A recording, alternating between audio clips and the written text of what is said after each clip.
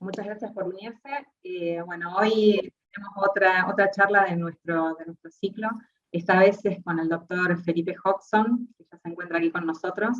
Él es traumatólogo infantil de la Universidad Católica y también en el Hospital Sotero del Río. También es profesor asistente en la Universidad Católica. Y nos va a dar una charla sobre las preguntas traumatológicas frecuentes en la acondroplasia. Pero además de todo lo que dije recién, él atiende a varios niños con acondroplasia. Varios de los que están aquí probablemente lo han visto y tienen a sus niños atendiéndose con él. Así que nada, primero que nada agradecer profundamente, muchas gracias, doctor, por estar aquí. Estas charlas nos educan a todos y todos estamos ansiosos por recibir información. Así que muchísimas gracias y bueno, comenzamos. Una última cosa, al final de la charla vamos a tener un espacio para preguntas, así que pueden ir anotándolas en el chat o levantar la mano al final. Bueno, muchísimas gracias. Ya, perfecto. Oye, primero agradecer un poco la invitación a esta sociedad de padres con acondroplasia, así que yo feliz un poquito si puedo hablar con ustedes de este tema, que me ha interesado mucho, sobre todo en los últimos años, y agradecer un poco la invitación y conversar un poquito sobre este tema, sobre todo lo que más me compete a mí, que es la parte traumatológica en estos niños y cómo de repente aportar con un granito de arena un poco en su vida y en su calidad de vida, ¿ya? Así que vamos a dejar preguntas para el final de la presentación, como dijimos, así que vayan anotándolas. Yo intenté poner ahí varias preguntas que son como las más frecuentes, quizás que nos hacen en la consulta, pero por supuesto si hay otras ahí podemos, si tenemos tiempo, las conversamos, ¿ya? Esto es una cosa súper general, saber que la acondroplasia está metida dentro de este conjunto de enfermedades óseas que se llaman displasias esqueléticas o displasias óseas, ¿no es cierto? Y es la más frecuente de estas displasias esqueléticas. Más o menos el 80, el 90% de los pacientes que tienen acondroplasia sabemos que son de una mutación de novo, o sea, que no son hijos de papás con acondroplasia. Solo un pequeño porcentaje son familiares o son heredadas, ¿ya? Y más o menos cuánto están naciendo en estos momentos en el mundo es 1 de cada 25.000 niños nacidos tienen esta alteración genética, ¿ya? Que son más o menos 250.000 personas en el mundo actualmente. Y a veces yo me metí ahí un poco a ver diferentes fundaciones, o sea, la verdad que hay bastante gente, que incluso con olimpiadas, etcétera. Así que es bastante gente la que tiene esta condición. Sabemos un poco que la herencia es autosómica dominante, y es por eso, bueno, ustedes saben bien que más o menos de los pacientes con acondroplasia, el 50%, si tienen hijos con una persona sin acondroplasia, serán afectados, lo que es bastante para estos pacientes, y eso obviamente tienen que haber un consejo genético y tienen que saberlos ellos. Y pues así que tenemos familias también un poquito que tienen esta condición. Dentro de las preguntas, si vamos analizando, una pregunta, ¿por qué no crecen normalmente los huesos en estos pacientes con acondroplasia? ¿Ya? Porque sabemos que no todos los huesos se ven afectados, sino lo principal es que se ven afectados los huesos largos de extremidades superiores y extremidades inferiores. ¿Pero por qué estos huesos? Sabemos que los huesos tienen dos zonas de crecimiento, ¿ya? Que se llaman fisis o cartílago de crecimiento, ¿ya? Y es aquí donde esta mutación genética produce alteraciones, ¿ya? Entonces, fíjense, este es un hueso largo que para que tenga mayor longitud conforme el niño va creciendo, crece tanto por la parte proximal, la de arriba, y la parte de abajo, que es la parte distal, ¿ya? Y este crecimiento se da más que nada por lo que se llama los condrocitos, que son las células condrales que dan una matriz de cartílago, y eso con el tiempo se va osificando y vamos formando nuevos huesos, sobre todo en longitud, ¿ya? Y en los pacientes con esta condición hay una mutación en un gen que produce que estas células, estos condrocitos, se vayan multiplicando y después estos condrocitos se van osificando. Entonces, ¿qué pasa? Si aquí vemos en un paciente que no tiene esta alteración genética, estos condrocitos se van multiplicando en forma lineal y conforme va pasando el tiempo, los condrocitos se van osificando, se va formando hueso en forma bastante ordenada. Y esto es quizás lo que pasa en el dibujo más esquemático con los pacientes con acondroplasia. Estas células, los condrocitos, no se diferencian como debieran, se calcifican en forma bastante más rápida y eso produce que no haya un crecimiento longitudinal normal, ¿ya? Y eso va haciendo que conforme va avanzando el tiempo, van quedando más pequeños, más cortos estos huesos, ¿ya? Los huesos, por ejemplo, de la columna no crecen así mayormente, por lo tanto, no hay mayor compromiso a nivel de las vértebras de la columna como sí lo hay a nivel de las extremidades superiores o extremidades inferiores. Ahora, si hacemos la pregunta de cuáles son las principales alteraciones ortopédicas o traumatológicas, la verdad que son bastante variadas. En general, si hacemos un poquito una visión general, por supuesto que lo que más llama la atención es la baja estatura o la talla baja. En general tenemos problemas a nivel de los huesos faciales, donde tenemos una cabeza más prominente, problemas de la nariz un poquito más achatada y algunos problemas dentales. Pero quizás lo más importante lo que vemos es que a nivel de antebrazos o extremidades, sobre todo hay un acortamiento de la zona más proximal, por eso ustedes a veces van a escuchar de la rizomielia, que es un poco acortamiento, sobre todo de la parte más proximal, de brazos y de extremidades, ¿ya?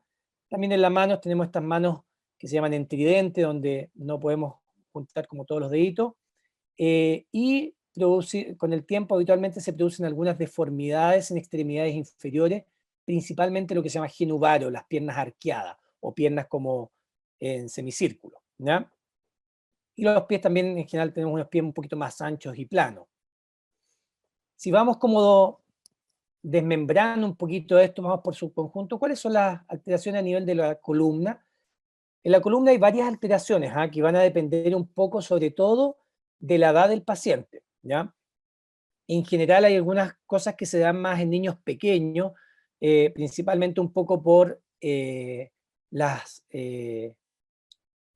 alteraciones que se dan principalmente porque tenemos en general en los niños una cabeza un poquito más grande, hay un poco de hipotonía o de debilidad muscular en estos pacientes.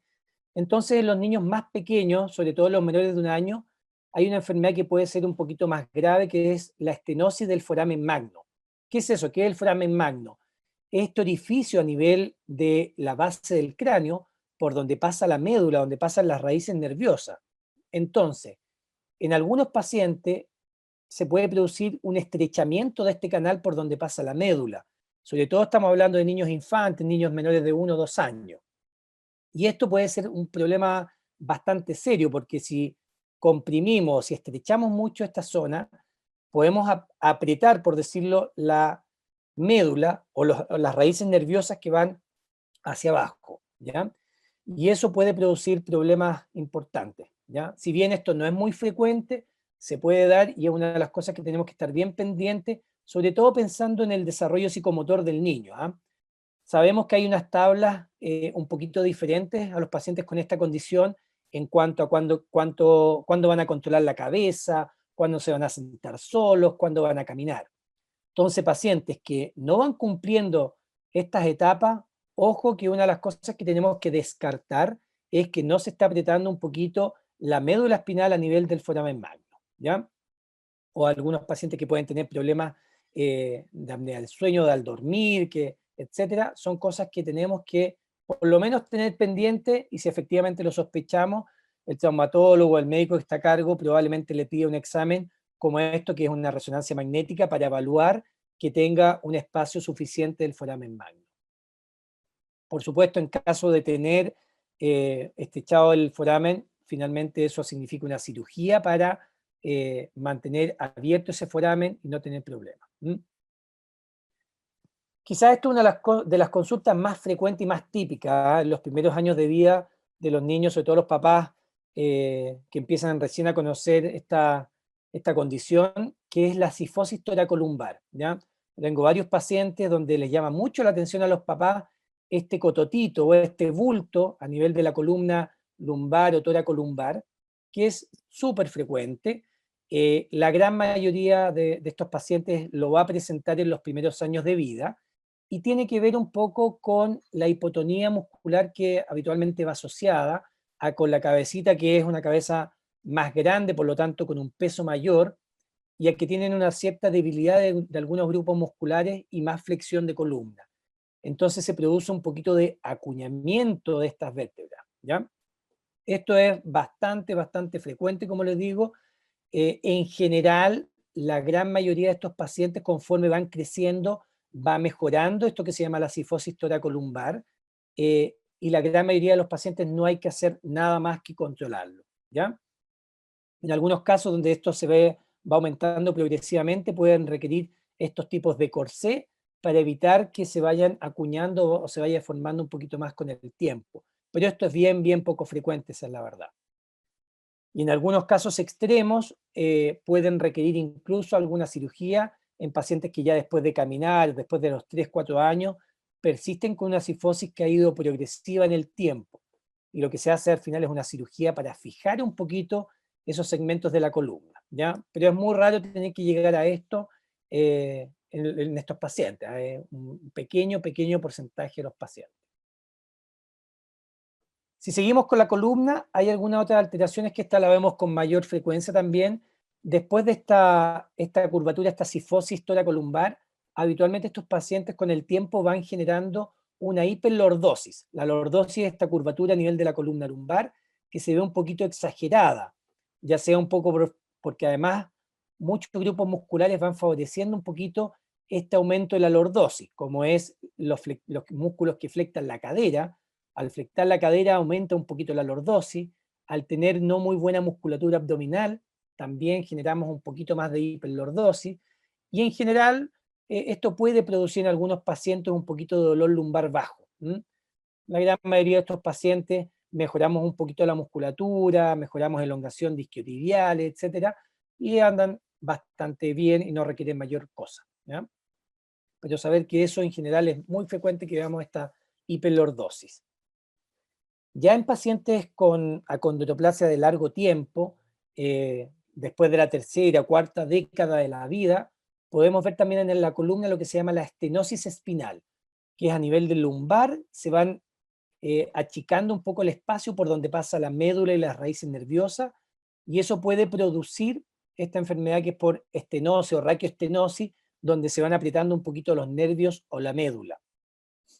Aquí ustedes pueden ver un canal normal y en un paciente ya adulto con acondroplasia que se puede ir disminuyendo este espacio que hay para la médula, y eso al comprimir la médula puede producir algunos problemas por apretarse esos nerviecitos, ¿ya? ¿Cómo vamos a ver un poco estos síntomas? En general estos pacientes en etapa adulta se pueden quejar de dolor de espalda frecuente irradiado un poco hacia las piernas, con lo que se llama una claudicación neural, o sea, caminan 1 cuadra, 2 cuadras y empiezan con este dolor que se va por atrás por las piernas, ¿ya? Entonces, ante eso uno tiene que sospechar en pacientes ya adultos que podemos tener un espacio más apretado a nivel de la columna, esta estenosis espinal. En algunos casos más extremos de esta claudicación neural, etcétera, también uno tiene que descomprimir la columna, o sea, aumentar el espacio de esos canales y muchas veces como fijar un poco la columna para prevenir de que estos espacios se aprieten nuevamente o colapse la parte de la columna, ¿ya? Pero esto, como les digo, lo vemos más en ya adultos con acondroplasia de largo tiempo. Si vamos un poquito ya a las extremidades, que es quizás lo más frecuente. ¿Qué pasa en extremidades superiores? ¿Cuáles son las principales alteraciones? Y aquí en general en la mano tenemos esta mano en tridente, que es una mano donde en general no pueden juntar un poco todos los deditos, dedos un poco más cortos con la falange, pero en general son manos súper funcionales, pueden hacer de todo, y habitualmente esto es una cosa más quizás estética, pero funcionalmente pueden hacer absolutamente de todo. Quizás algo funcional que puede verse en estos pacientes, en algunos vemos un déficit de extensión del codo, que no puedan extender completamente el codo o que tengan un problema para hacer la maniobra de giro, como girar la llave de una puerta, ¿ya? Y esto se debe un poquito a esta forma que tiene el húmero, e incluso a veces a una forma anómala de la cabeza del radio, que es el huesito que hace la maniobra de giro, ¿ya?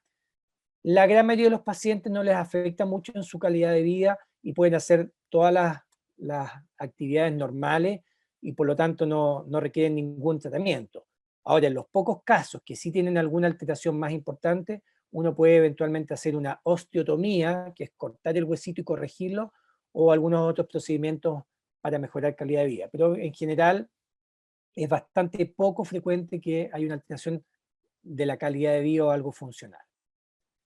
Ahora, quizás lo más llamativo o lo que más efectivamente uno hace como traumatólogo es los pacientes que tienen sus extremidades más cortas y que efectivamente les está afectando en su calidad de vida, ya sea para agarrar objetos, para la higiene personal.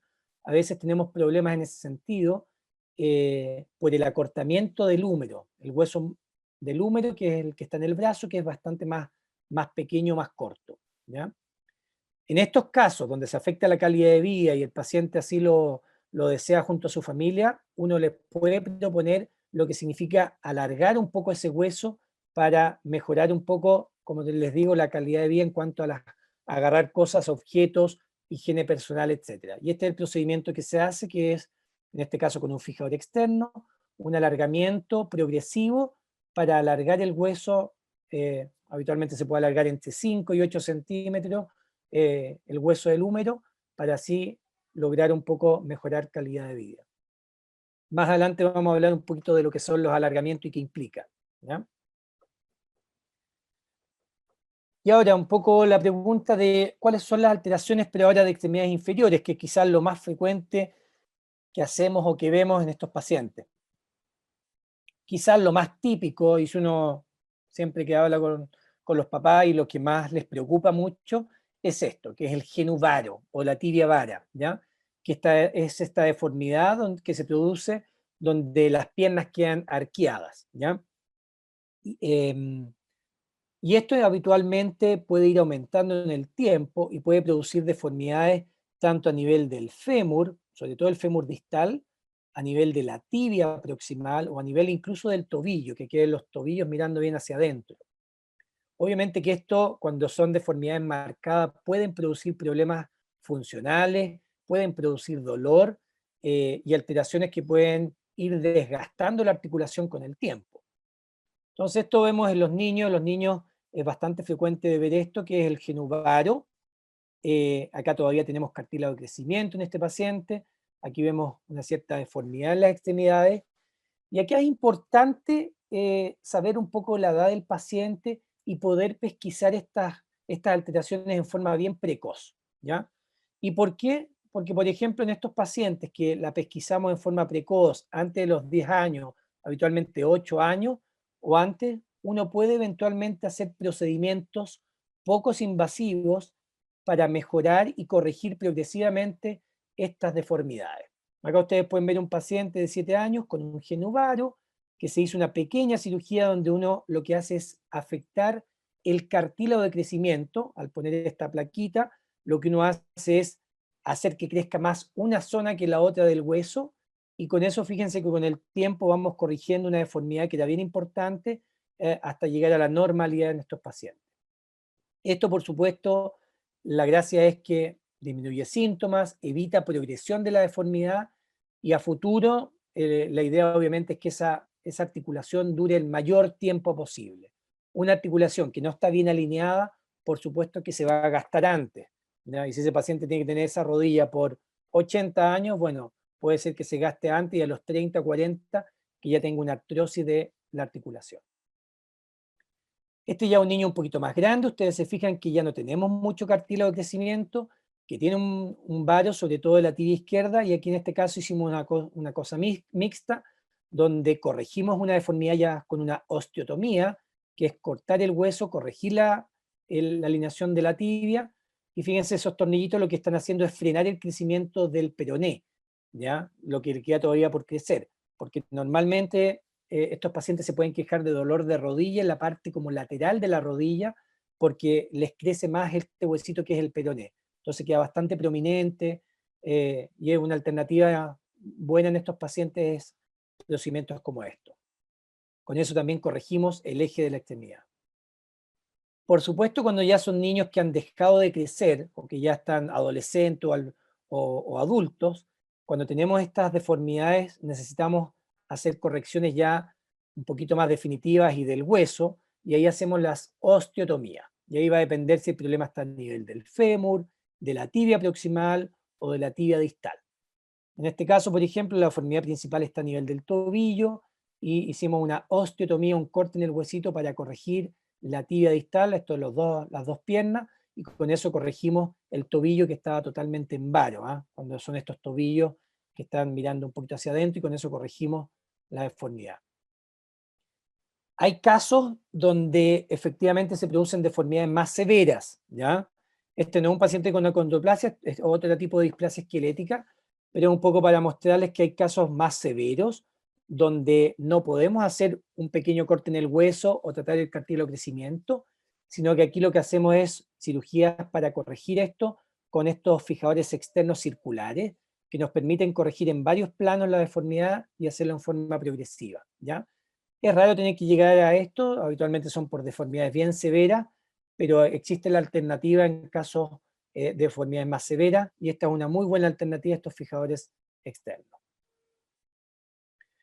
Ya en pacientes adultos, sobre todo pacientes que toda su vida han tenido esta alteración a nivel de la rodilla, etcétera, el problema es que se va gastando la rodilla, se va produciendo lo que se llama una artrosis, un desgaste de la articulación. Y ya cuando hay un desgaste, el cartílago se gastó, finalmente lo que tenemos que hacer es una artroplastía, una prótesis, ¿ya? Y aquí ven un paciente con una prótesis de rodilla bilateral, obviamente esto en etapa adulta, que podemos corregir además la alineación y por supuesto tratar el dolor o las molestias del paciente. Ahora, quizá una de las cosas más discutidas hasta el día de hoy en los pacientes con acondroplasia es lo que significa el alargamiento de un hueso, ¿ya? ¿Cómo se alargan los huesos? ¿Ya? Antes de decir eso, es decir que esto sigue siendo absolutamente controvertido, ¿ya? Y esto depende un poco del país, depende un poco de la familia, de la sociedad en la que uno está viviendo, de si efectivamente cuánto es lo que se hace o cuánto es lo que están dispuestos a hacer estos pacientes, ¿ya? Yo tuve la suerte, estuve un año en España, en Barcelona, donde también se trataban bastantes pacientes con acondroplasia, donde era más o menos mitad y mitad los pacientes que querían hacer algún alargamiento. Y también fui con el doctor Paley a Estados Unidos, que es quizás la persona que más alargamientos ha hecho en el mundo, sobre todo también de pacientes con acondroplasia, y eran realidades totalmente distintas, ¿ya? Y un poco lo que pasa en Chile, lo que uno ve, es que también acá quizás la sociedad chilena en estos momentos no hay tanto conocimiento un poco en cuanto a la parte del alargamiento, o efectivamente la sociedad o la familia no están con una disposición tan abierta a hacer esto de los alargamientos, ¿ya? Esto va a depender también mucho, como les dije, del país. O sea, en Bolivia, en promedio, las mujeres, por ejemplo, miden unos 50, los hombres unos 54, versus en Holanda que miden unos 71. Entonces, obviamente que va a depender mucho del país. Hay algunos que apoyan un poco lo que es la talla funcional, o sea, que ellos dicen que deberíamos dejar a los pacientes de una talla que les permita hacer su vida, su calidad de vida normal, como manejar, agarrar cosas más arriba, etcétera, y eso en general uno lo lograría con 1,50 m, ¿ya? Versus en algunos lados, como en Estados Unidos, que muchos abogan por dejarlo en una estatura normal, de sobre 1,65 m. Y obviamente que eso va a diferir, como les digo, mucho de cada sociedad o de las mismas expectativas del paciente o de cada una de las familias, ¿ya? Por eso yo no quiero imponer nada, solo quiero informarles un poco cuáles son las opciones en estos minutos, acá en Chile o en otros lados, de lo que podemos hacer o lo que se puede hacer. Pero en general, para alargar un hueso, uno tiene que pensar que tenemos que hacer un corte en el hueso, una osteotomía, y dejar un dispositivo que nos permita ir alargando en forma progresiva. No es una cosa que podamos hacer de un día para otro, sino que esto se va haciendo día a día hasta lo que uno quiera alargar, ¿ya? Esto es lo más típico, los fijadores circulares que antiguamente se utilizaban para alargar un hueso. En general ahora estamos ocupando otros métodos.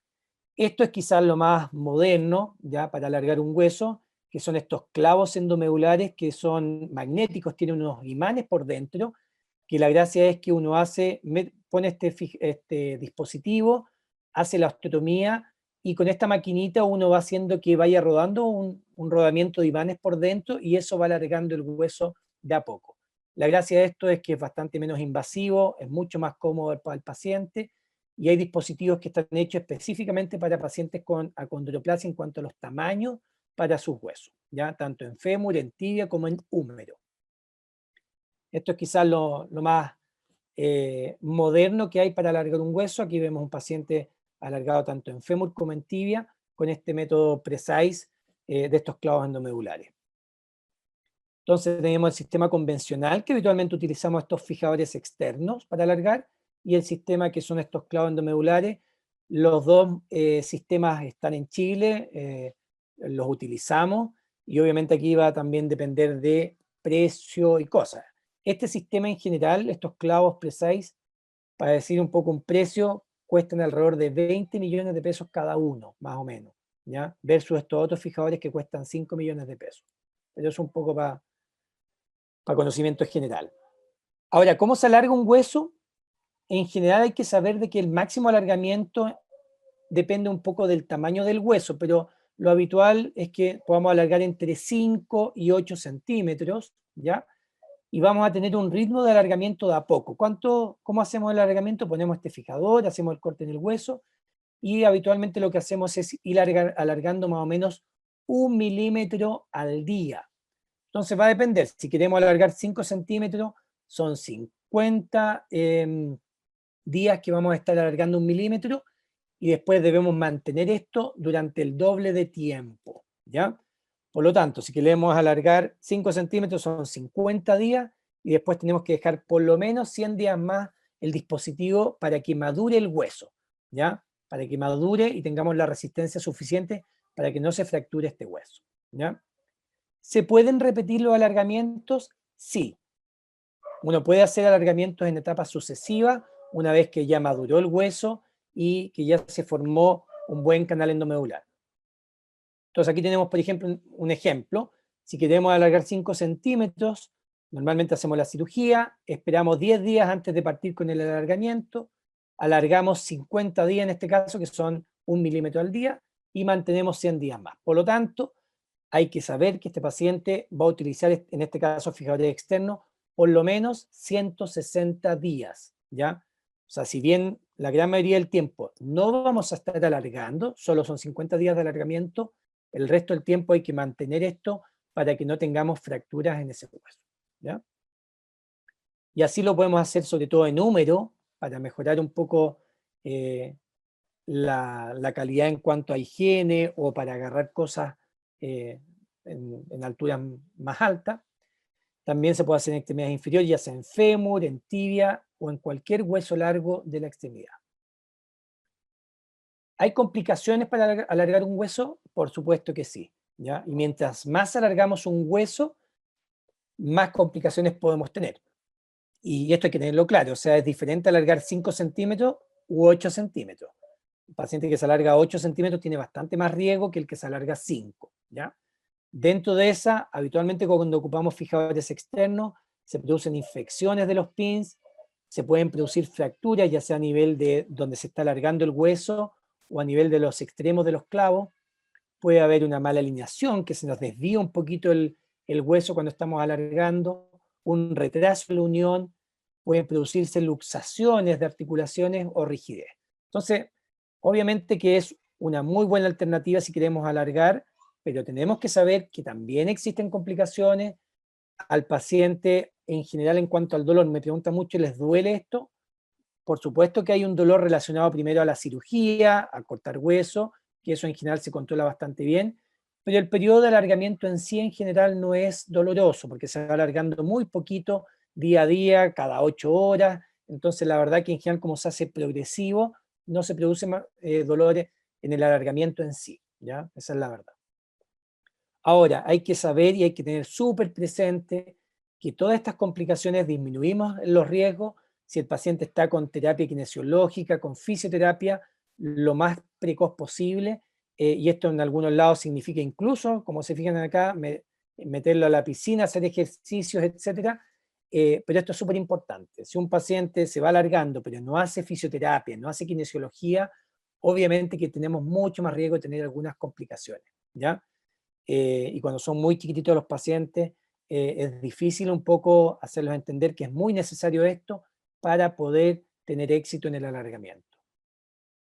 Ahora, lo que me preguntan es, ¿cuándo podemos alargar un hueso? ¿A cualquier edad? ¿O hay alguna edad en especial que podamos alargar? Sobre todo pensando en la condroplasia. Como les dije, yo tuve la suerte de ir al Paley Institute, que es donde está el doctor Paley, que es quizás la persona que más alargamientos ha hecho, y al San Joan de Déu, que es en Barcelona, donde también trataban estos pacientes. Solo para que vean, yo creo que varios de ustedes conocen o han escuchado al doctor Paley, este es su protocolo de alargamiento de pacientes con acondroplasia, ¿ya? Para que se fijen que el paciente puede llegar hasta tener estatura normal. Obviamente que esto significa que estos pacientes están desde los 8 años, pasan permanentemente en el hospital, en cirugías, en rehabilitación, ¿ya? Y quizás como papá uno no es lo que quiere para sus hijos o hasta cierto punto. Bueno, y aquí obviamente cada uno tendrá su opinión, pero solo para mostrarle un poco lo que hacían allá en Estados Unidos, empezaban los alargamientos entre los 8 y los 10 años, alargaban ambas tibias y ambos fémur. A los 13 años alargaban nuevamente ambas tibias y ambos fémur. A los 15 años alargaban los húmeros y finalmente en algunos pacientes se hacía alargamiento nuevamente de fémur y tibia para lograr hasta 30 centímetros de alargamiento durante todos estos años, ¿ya? Por supuesto que esto involucra un costo económico, familiar, personal, bien importante, pero existe esa alternativa y en general con el tiempo, como han mejorado un poco todos estos sistemas de alargamiento, en general habían tenido cada vez mejores resultados en las series del Dr. Paley, ¿ya? Acá un ejemplo un poco de una paciente que también se produjo varios alargamientos sucesivos. Fíjense, esos son los clavos endomedulares que tiene, por supuesto con algunas con cicatrices o de los fijadores externos o de las correcciones que se han realizado con el tiempo. Pero existe esa alternativa y es una opción que acá en Chile se puede realizar y lo hacemos en algunos pacientes que es necesario. Una pregunta bien frecuente también, saliendo a otro tema de los alargamientos, son los deportes que pueden realizar los pacientes con acondroplasia. En general, uno como traumatólogo, la verdad que debiera estimular y pedir a los pacientes con acondroplasia que realicen actividad en forma regular, ¿ya? ¿Es un mito que no puedan hacer deporte? No, tienen que hacer deporte, pero por supuesto que hay deportes y deportes. Hay deportes que son de menor impacto, que sabemos que si hay alguna deformidad en varo, del tobillo, de la rodilla, por supuesto que si hay actividades que son de mayor impacto, pueden producir mayor desgaste o mayor molestia. Entonces, en general, uno debiera favorecer o por lo menos recomendar que hagan deportes de actividades de menos impacto como la natación, como el trote en canchas de atletismo, como el tenis o el bádminton, o algún deporte que en general no involucre mucho salto, mucha actividad de impacto, ¿ya? Pero en general es preferible que haga el deporte que le guste, sobre todo el niño con acondroplasia, a que no haga nada, porque lo peor que puede pasar en estos pacientes es que aumenten mucho de peso, porque todas las deformidades, sobre todo de extremidades inferiores, pueden ir aumentando si hay un aumento del peso en forma progresiva, ¿ya? Entonces es importante, además, como les dije, los primeros años de vida que tienen una hipotonía, tienen menor desarrollo muscular, es importante que de todas maneras se estimule un poco el desarrollo de esta musculatura. La pregunta también siempre me preguntan sobre si existen nuevos avances en el tratamiento de la acondroplasia. Esto la verdad que va cambiando rápidamente en cuanto a los medicamentos que se utilizan para intentar lograr un crecimiento sobre todo de esos huesos largos que se han quedado pequeños.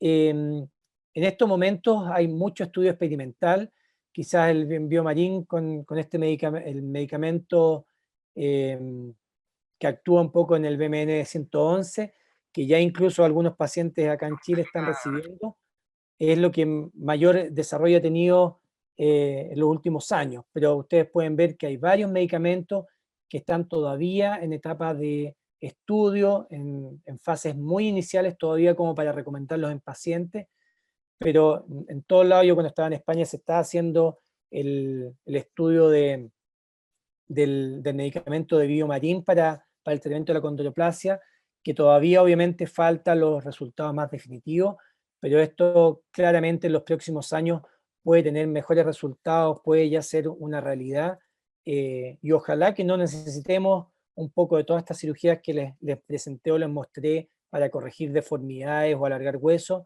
si bien con un medicamento en etapas precoces quizás podemos corregirlo, ¿ya? Eso obviamente que lo vamos a tener más adelante un poco la respuesta. Entonces, como conclusión un poquito de esta mini charla de cosas traumatológicas, vimos que hay varias alteraciones a nivel de columna, extremidades superiores e inferiores, que la corrección y la prevención de las deformidades óseas debe ser un poco el foco central, sobre todo en los primeros años. Podemos hacer cosas pequeñas en edades precoces para prevenir deformidades a futuro o problemas de desgaste futuro. El manejo de la talla y de talla baja y de alargamiento óseo es un tema de discusión, y ahí obviamente uno da la información, pero cada familia, cada paciente ve hasta dónde está dispuesto a llegar con eso. El alargamiento es un proceso largo, complejo, requiere sacrificio, pero tiene buenos resultados. Y el desarrollo de nuevos implantes puede facilitar un poco la realización de estos procedimientos quirúrgicos, mejora los resultados, como son estos clavos que van por dentro del hueso, pero obviamente también tienen sus costos, ¿ya? Y quizás saber que en el tiempo, ojalá más adelante, todos estos avances en la parte tecnológica de medicamentos y todo nos pueda ayudar para tratar a estos pacientes. Esos son un poco los lugares donde trabajo. Yo trabajo en el Hospital Clínico de la Católica, en San Carlos, y en el Hospital Sotero del Río, donde vemos pacientes un poco de todos los sistemas. El lunes me tocó operar a un paciente con una condroplasia, que 15 años, que le hicimos una osteotomía de fémur y de tibia por su deformidad.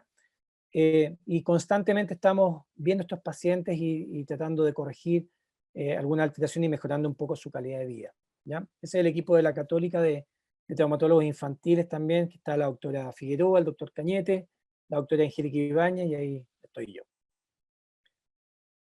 Eso era un poquito lo que quería comentarles, y por supuesto abierto a todas las preguntas que tengan, o si necesitan alguna aclaración de alguna cosa, por favor, totalmente dispuesto. Bueno, muchas gracias, doctor. Y aquí, nada, empezamos con las preguntas. Para hacer preguntas, si quieren, vayan levantando la mano. Si no, empezamos con algunas. O sea, la primera pregunta que tengo es si hay formas de prevenir el tema del genuvaro. Una de las cosas que mencionaste es el tema del peso, pero hay algo más, o sea, o si el peso realmente lo previene o es solo para no empeorar. A ver, efectivamente hay cosas que uno puede hacer para prevenir, ¿ya? Por supuesto que hay pacientes y pacientes, ¿ah? Pero en general, los primeros años de vida, todos los niños con o sin acondroplasia tienen lo que se llama un ginuvaro. Eso es fisiológico, todos los niños lo tienen, ¿ya? Pero en general, los niños sin acondroplasia, después de los 2-3 años, eso ya pasa, y pasa incluso a lo que se llama un ginuvalgo, al revés, quedan como con las rodillas en X, ¿ya? Eso es lo normal. Ahora, un paciente con ginuvaro, en general, no pasa eso de que se va hacia el otro lado, hacia el ginuvalgo, ¿ya?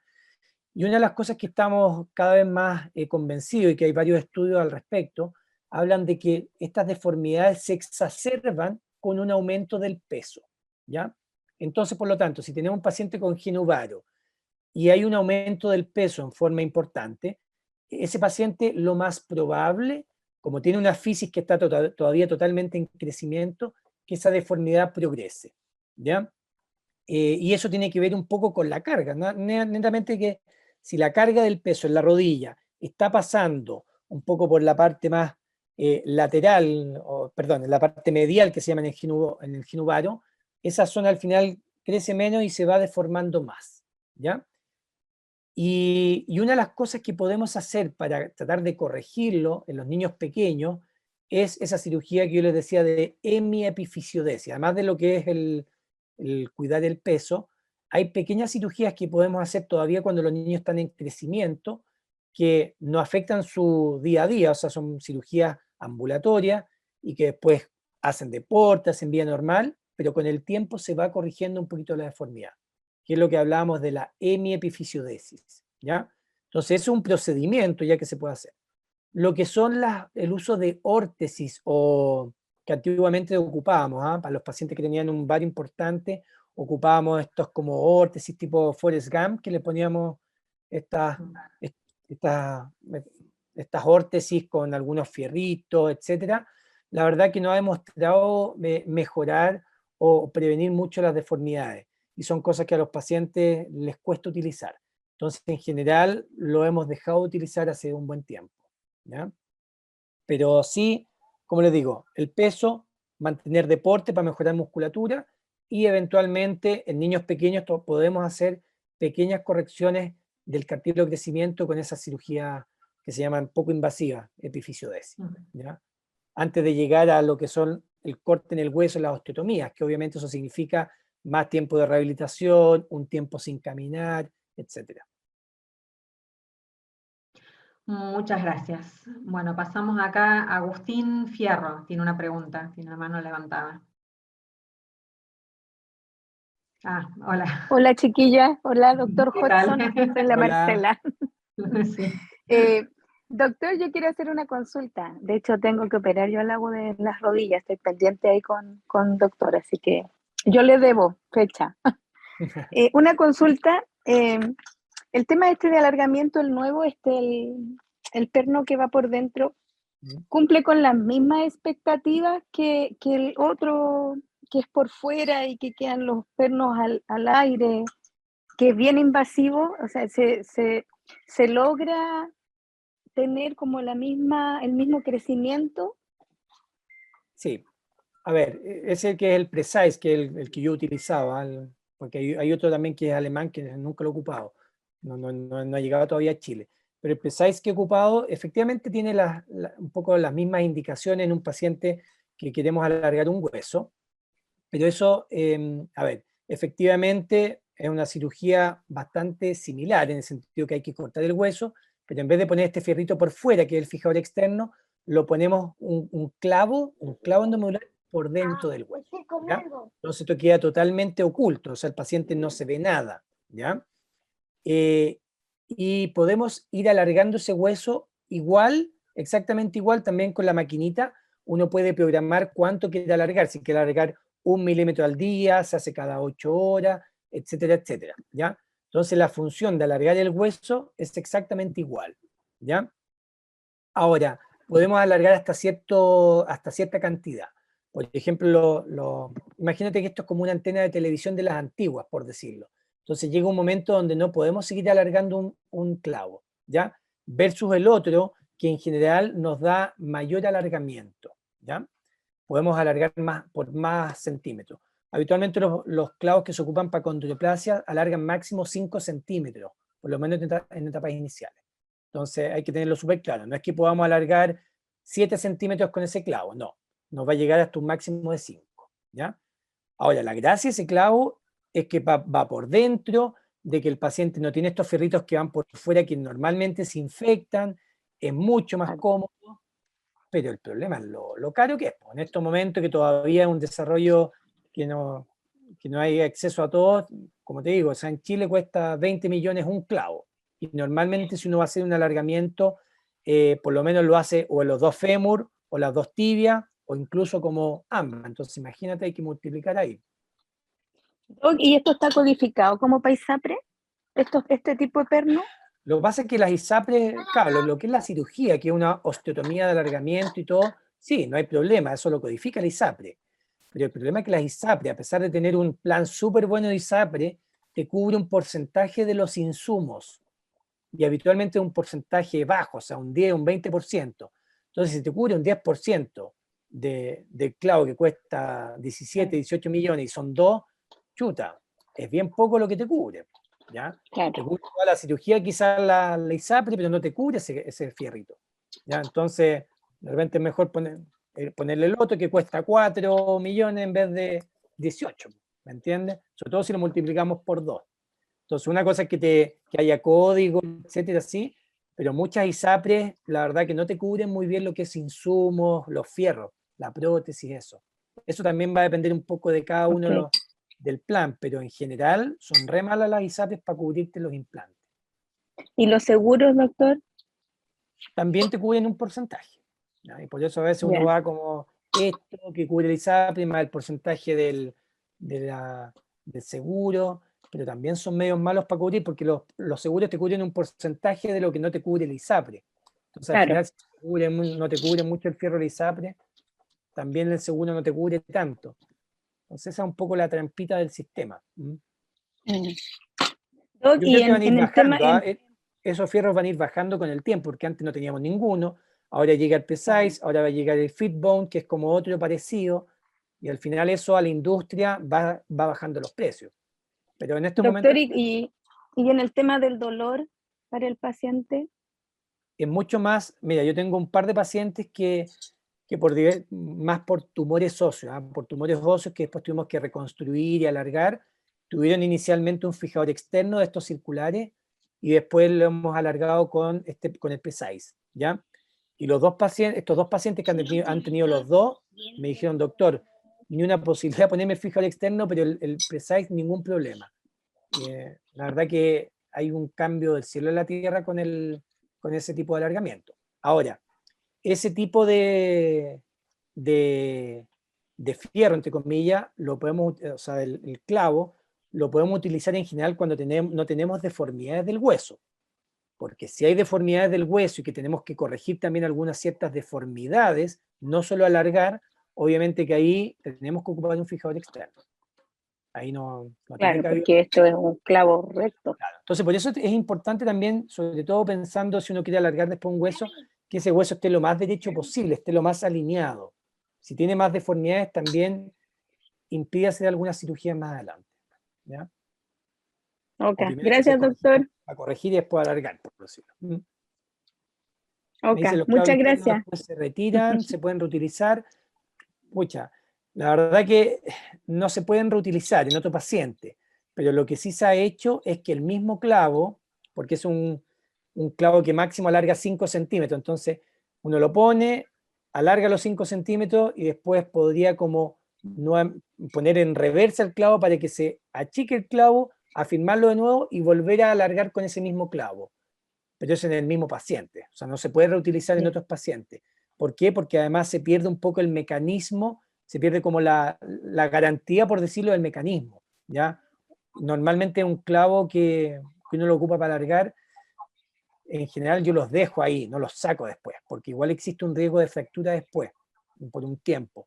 Así que en general nos deja ahí por años, y no es que después de un año podamos sacarlo y ponérselo a otro paciente, no, eso no. Se pierde un poquito la garantía de que el sistema funcione, y es un sistema bastante sensible, por decirlo. Imagínate que esto se mueve con unos imanes, que uno le pone los imanes encima, y eso va generando que se vaya moviendo imanes por dentro, y eso va alargando a poquito el hueso. Es harta tecnología involucrada, pero es sensible.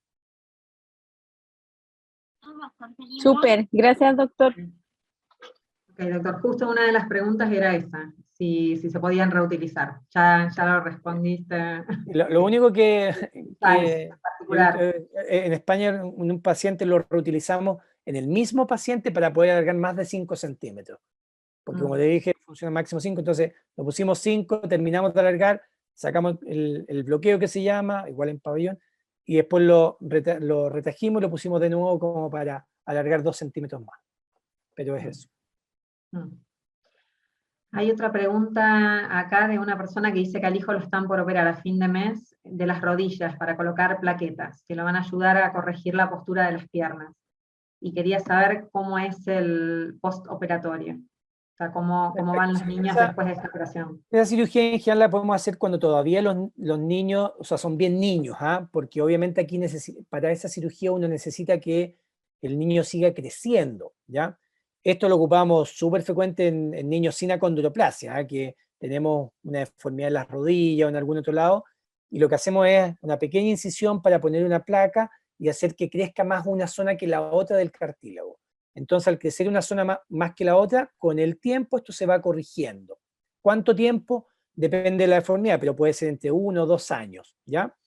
La cirugía es súper bien tolerada porque es una pequeña incisión, es un pequeño hoyito que se hace en el hueso y nada más, no se hace un corte en el hueso. Entonces el niño al día siguiente, o el mismo día incluso, o sea, al día siguiente puede caminar, ¿ya? Obviamente que va a estar un poquito cojo porque le duele la herida, etcétera, pero el niño puede caminar, ¿ya? Y el tiempo que tiene que estar más o menos en reposo deportivo son 2 semanas hasta que se sacan los puntos. Después de esas 2 semanas, 3 semanas, la idea es que haga una vida absolutamente normal. Y la verdad que los niños, como si no tuvieran nada, hacen su vida normal, y con el tiempo uno va viendo cómo va logrando cierta corrección. Ahora hay que estar tranquilo porque sale de la cirugía exactamente igual como entró, ¿ya? No es que le vayan a corregir, uno entra a la cirugía con esta deformidad, sale con la misma deformidad, pero con una plaquita dentro, que lo que hace es corregir en forma progresiva, ¿ya? Pero hay que tener paciencia.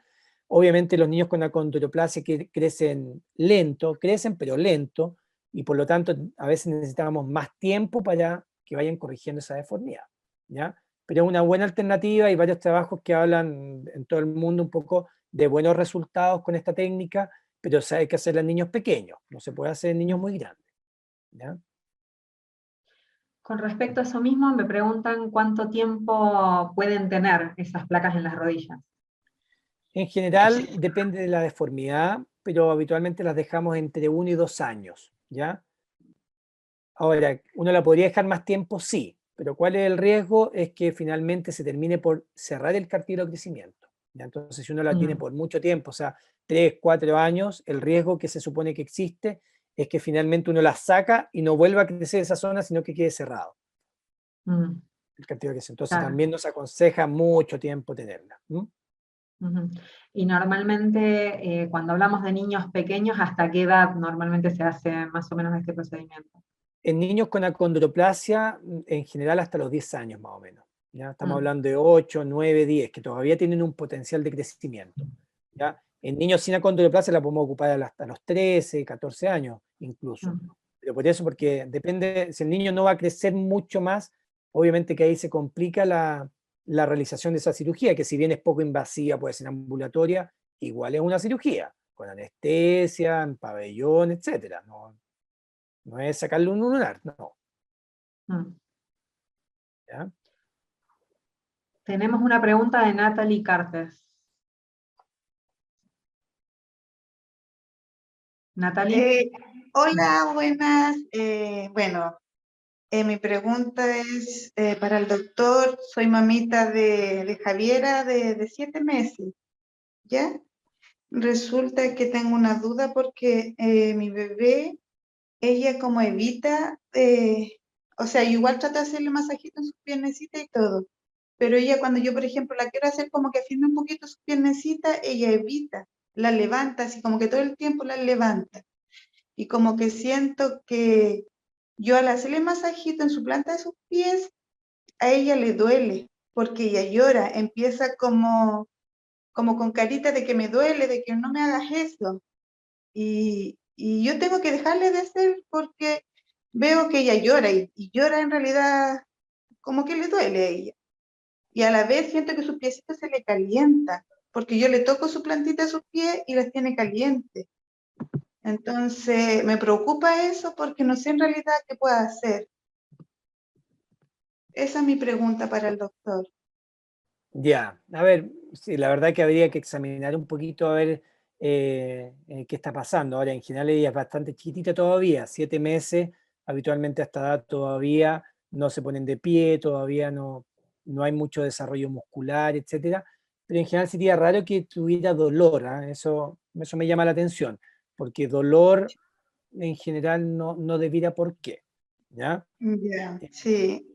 Pero yo siento que ella, porque al momento yo empecé a hacer con mis deditos así suavecitos en sus pies, ella empieza a llorar. Y me da la sensación de que a ella le duele porque si no, no veo el motivo de su llanto y es como que a ella como que le hubiese pegado una palmadita y yo así, lloré ella. Sí.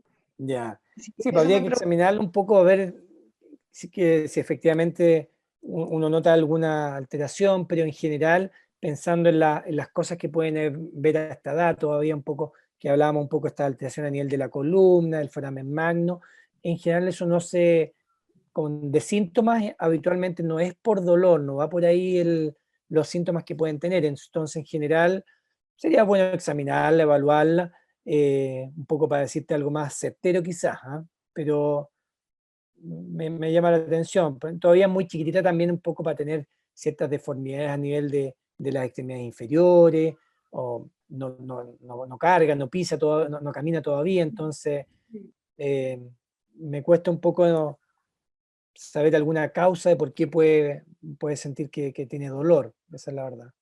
Y no le gusta estar sentadita. Ella cuando trata de dejarla sentada por periodos cortos, ella como lo evita, como que se quiere echar el tiro para atrás. Sí. Sí, está de acuerdo de que tienen la cifosis dorsal y a veces todavía no logran, los tiempos son un poquito diferentes al resto de la población en cuanto a lo que uno le exige de cuando se puede sentar solo, cuando puede caminar, etcétera, ¿ya? No, que ya nomás. Ya, muchas gracias, doctor. Listo.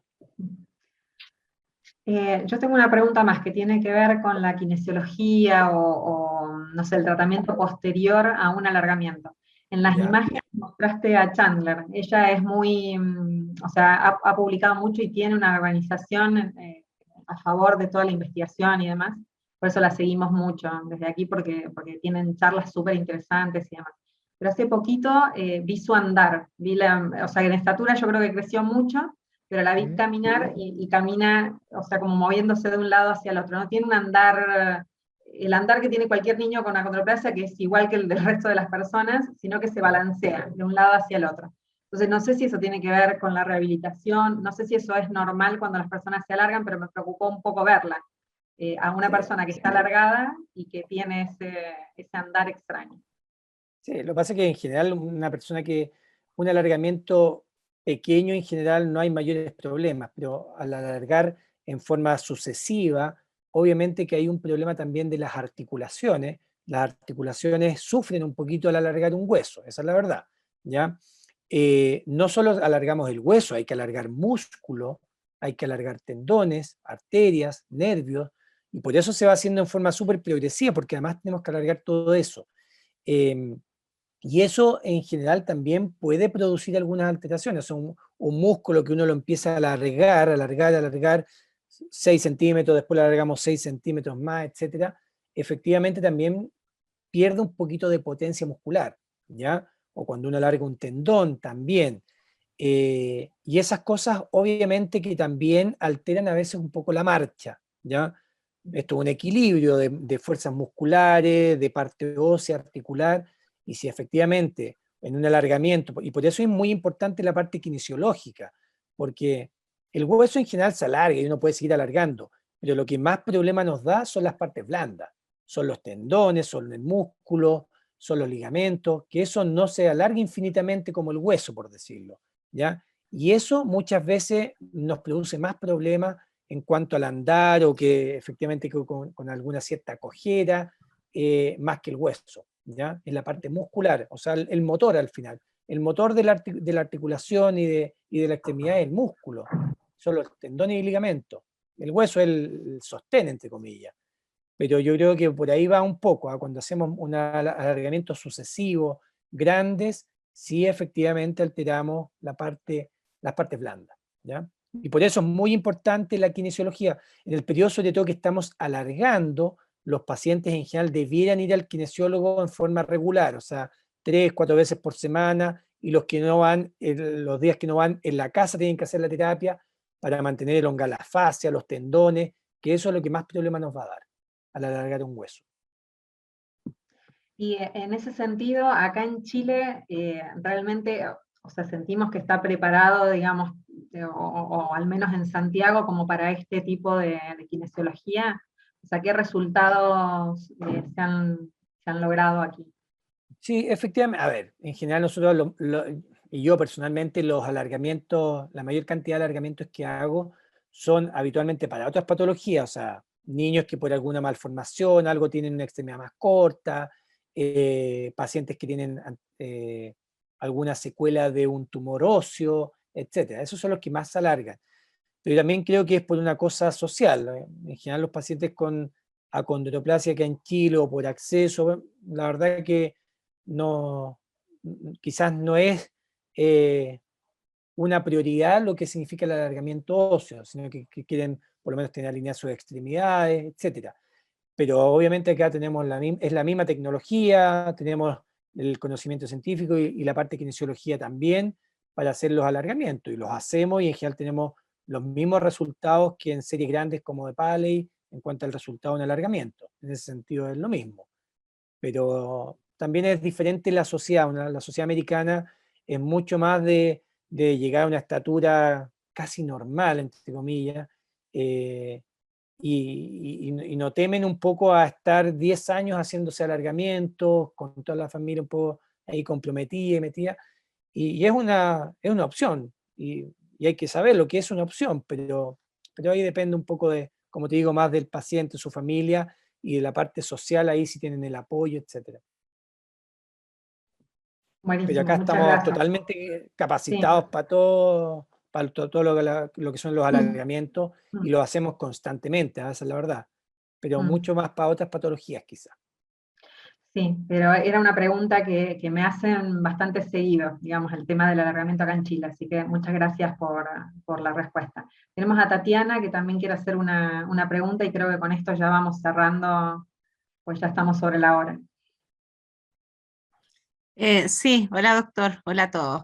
Hola. La pregunta mía va porque usted mencionó que la mejor kinesiología para los periodos postoperatorios después del alargamiento eran, de hecho aparecía una niñita ahí haciendo natación. En Chile no existen, que yo sepa, piscinas para estas, digamos, actividades, para estas kinesiologías de esta forma, ¿verdad? Entonces, la segunda pregunta es, ¿qué tan eficiente o no podría ser la kinesiología postoperatoria para un alargamiento si no disponemos de piscinas para poder hacer los ejercicios? Sí, efectivamente, a ver, lo de la piscina es el ideal, ¿ya? Y acá en Chile no hay ninguna piscina quizás como preparada para que un paciente con un fijador externo que tiene esas heridas como abiertas entre a la piscina, ¿ya? Porque obviamente que tiene que también tener algunos elementos un poco de químicos ahí para prevenir un poco crecimiento bacteriano, etc. Doctor Paley allá en su gimnasio ya tenía una piscina donde efectivamente los pacientes podían hacer un poco terapia, hidroterapia, etcétera, pero no es la realidad en Chile, ¿ya? Yo tengo un paciente que decía en su piscina de la casa, como que la preparó para poder hacer terapia mientras se alargaba y en el periodo post-alargamiento, ¿ya? Pero eso es un paciente particular que lo hizo por su cuenta, ¿ya? Y ese es el ideal, pero obviamente si no tenemos el ideal tenemos que aspirar por lo menos a lo mejor que tengamos, y en ese sentido la kinesiología, aunque no sea en piscina, es súper valiosa y es súper importante, porque como les dije, lo que más nos cuesta trabajar son las partes blandas, la fascia que le cuesta más alargarse, los tendones, la musculatura, la rigidez que puede producir una articulación, y eso no es por el hueso, sino que es por las partes blandas. Entonces, por eso es importante la kine. Obviamente que hay grupos de kinesiólogos un poquito más acostumbrados a ver pacientes con alargamiento y otros que no es la realidad de otros centros, pero obviamente que en un paciente que se opera de esto, el ideal es que esté en terapia. Si bien no podemos no llegar a un 100%, bueno, lleguemos al 90%. Si no tenemos piscina, bueno, pero hagamos y pongamos el empeño en hacer una buena terapia en gimnasio, ¿ya? Y se puede también, y se puede. No todos los pacientes tampoco tienen la opción de piscina. En España, que yo también estaba allá, la verdad que ellos tampoco tenían opción de piscina, ¿ya? Y también depende un poco del cirujano. Me ha tocado cirujanos que le dicen, no, metas a la piscina nomás sin problema, y otros que les dicen, ¿sabe qué? Me da susto, no se vaya a infectar por algún bicho raro, por pseudomonas u otra cosa, entonces prefiero que no, ¿ya? Pero Ok. hay un poquito de diferentes realidades. Acá en Chile, como te digo, tuve un paciente que anduvo con piscina y anduvo súper bien, pero era su piscina. Y la preparó los papás así para efectivamente poder utilizarla sin mayor problema ni riesgo de infección, ¿ya? Ahora, en ese sentido, los pacientes que tienen fijador externo, yo siempre les digo, el mejor antiséptico o el mejor indicación para que no se infecten los chans y estos pins es que se bañen tal cual como se bañan día a día, se bañen con su fijador externo, se ponen jabón, agua, se limpian bien, y eso es lo mejor, más que estar haciendo curaciones todos los días de los pins y todo. Yo les digo, dúchense, bañense bien ahí con el fijador, y es lo que mejor resultado en general da, ¿ya? El ducharse con el fijador y jabón y agua y limpiárselo bien todo. Gracias. Bueno, muchas gracias a Andrea. Una última pregunta, Andrea Sanzana. Andrea. Hola, buenas tardes. Bueno, yo había dejado una pregunta en el chat. Era para ver cómo podía conseguir una hora con el doctor, ya sea de forma particular o a través del hospital. Mi hijo tiene acondroplasia, tiene 9 años y en realidad lo he llevado como 2 veces a traumatólogo infantil, no especialista, y en realidad como que no saben nada del tema. Y en estos momentos me preocupa porque ha estado con dolores de piernas. Entonces, por eso es como la pregunta, ¿cómo lo puedo contactar para poder pedir una hora con el doctor? Porque me encantó.